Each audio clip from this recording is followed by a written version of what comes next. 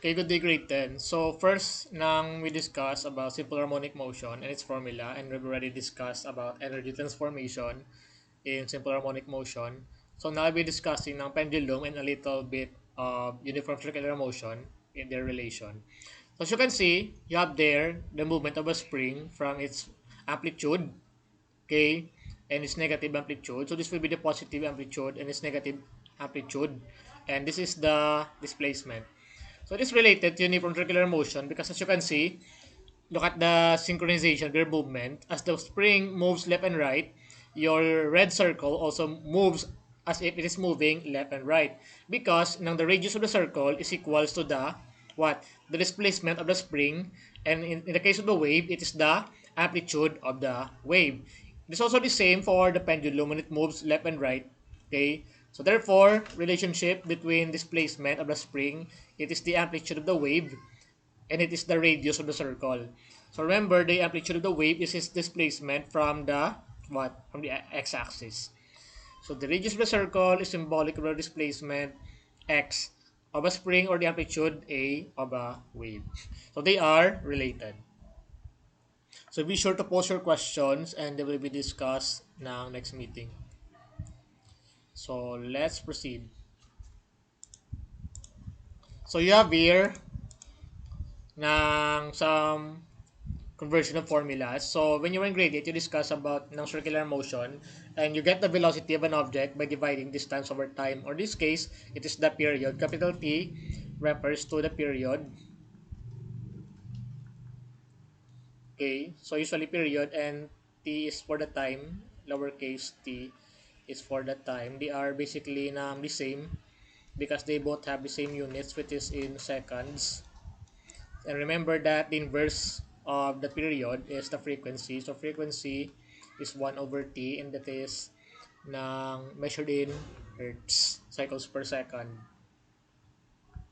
So anyway, so V velocity equals 2 pi r, which is the what ni gani ang 2 pi r, the perimeter of a circle divided by the time it takes for the object to move in full circle.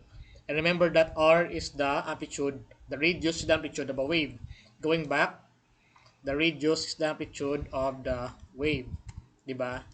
According to this relationship. So therefore, now substituting, we have 2 pi a or amplitude over t, which becomes t equals to 2 pi equals a over v. So ginsaylo ta ang what? Ang a sa piyak, so that becomes a over v. Then ang t ginsaylo ta di para ma-equate sila. And remember, ng energy is conserved, so therefore energy before is equals to energy after. Okay, Aryo? Elastic potential energy is converted into kinetic energy. So once again, displacement of a spring symbolic to the amplitude of the wave. So 1 of kx squared equals to 1 half mv squared. Multiplied by 2, so this becomes kx squared equals to mv squared, wherein x equals to a. So a squared equals to v squared becomes m over k, correct? Gine-replace ta ang x, ari yung x, gine-replace ta into a. So that becomes a squared over v squared equals to m over k. So paano siya nagamon na siya? So ang matabo, okay, di ba nag 1 half kx squared tadanay equals to 1 half mv squared. So simplify, multiply the entire equation by 2. So makancel ang 2. That becomes kx squared equals mv squared. Correct? So we will replace ng x into a for the amplitude of the wave. So that becomes ano danay k a squared equals to mv squared. So we will try to simplify by dividing it by v squared. So ito naman ng k sa piyak. So that becomes a squared over v squared equals to m divided by k, m over k. So we can now simplify this equation, a squared v squared equals to m over k by getting the square root. So that becomes a over v equals to square root of m over k. Kaya again, square root ta. Square root ta sila. So finally, so ano matabo? To simplify. Okay? So t over 2 pi Aryo equals square root of m over k. Dinagalin ang t over 2 pi. Di ba remember, t over 2 pi equals to a over v. A over v equals to t over 2 pi. So we replace a over v by t over 2 pi. So remember this equation kay magsuli-suli ang equation, makabalo ka mo sa equivalence sa kamo ning nga equation or expression, so muna siya. So t over 2 pi is equals to m over k. So simplifying, we move 2 pi to this side para mabili ng period. So therefore, the period of the pendulum of the spring is, the formula for the period of the spring is t or the period equals to 2 pi square root of m over k. So amo na siya when we try to solve the period of the spring. So this derives the period of the spring measured in seconds. Kung frequency, simply suli lang ka frequency and period. So that is in hertz cycles per second. So going back, moving forward. So let's try to solve a sample problem. A 200 gram mass statue spring executes a SHM with a period of 25.25 seconds. If the total energy of the system is 2 joules, find the force constant of the spring and the amplitude of the motion. So let's try to solve. May solution siya gali. So ano matabo, we solve for the what? Pakita ko na yung iyang k because we're looking for the spring constant.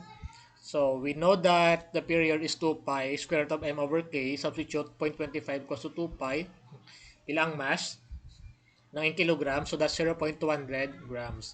So k becomes 126.3 Newton per meter. Then how do we solve for the amplitude? So we go back to our formula here. Diba, Aryo? Wherein ng x can be substituted as a. So therefore, we use the formula for energy, conservation of energy, US of spring equals to 1 of kx squared. So that becomes 2 equals to 1 of ka squared. So therefore, A is 0.18 meters. Okay, kaya nga 2 joules. 2 joules. Then equals to 1 half ka squared. We know that k is 126.3 Newton per meter. So just solve that one and you will get an amplitude of 0.18 meters, or basically is displacement. Okay? So let's proceed to pendulum. So as what I've said, they are very related. Kaya kung mag-swing yung mga pendulum left and right, kaya meron kami for example spring, nag-move back and forth, they are basically ng what? Synchronize sila. And that's the same for uniform circular motion. So kung may naka-turntable, kaya may ball sa turntable, malibot ni siya. So nang matabo, duwaga appear siya nga the move back and forth. And synchronization to your pendulum. Here the angular amplitude is equal to the radius of the circle. Ano siya? So the bob is the part of the pendulum. Sang bob, mo siyang yang weight. Then you have the length. Then equilibrium position, ang position nga siya gagiyo. Then you make it swing. So the distance between the equilibrium position and its current position is the amplitude. So we derive the formula for pendulum. So we first nang get it from the restoring force, wherein mg sin theta equals to restoring force, di ba? F equals to kx, so therefore it becomes kx, or the restoring force. Okay, mag-move siya on this side. Restoring force is this one, going back to the equilibrium position. So mg sin theta, so this can be solved, restoring force can be solved using mg sin theta. Sin, di ba, opposite over hypotenuse. Correct? So this one is your mg sin theta equals to kx. So opposite over hypotenuse. Diba? So katawa. Nan. So para mag-derive sa formulas, very easy because we assume that the angle is very very small. So gina-neglect na lang mismo. Okay? So mg sin theta equals to kx. So sin theta equals to s over L. So that becomes mg sin theta equals to k sin theta L. Theta, I mean. So theta equals to s over L. So we cancel, ginagdulat na lang ang sign ng angle because they're very very small, because they're basically negligible. So mabilin is mg equals to kl. L is the length, okay, the length of your ng pendulum. So string sa mga pendulum or kung naman ang material. So, going back, that becomes mg equals to kl. So, substitute or nang rearrange the equation, this becomes m over k equals to l over g. So, therefore, the period of the spring is T spring equals to 2 pi m over k. Diba? Sa atong previous equation. Because we know that mk, ariyo, mk equals to lg, that means that the period of the spring is 2 pi square root of l over g. Because we are already able to equate mk, and that's equal to lg, which we derive from our restoring force nga equation. So T pendulum equals to 2 pi square root of L over G. And the period of the spring is 2 pi square root of M over K.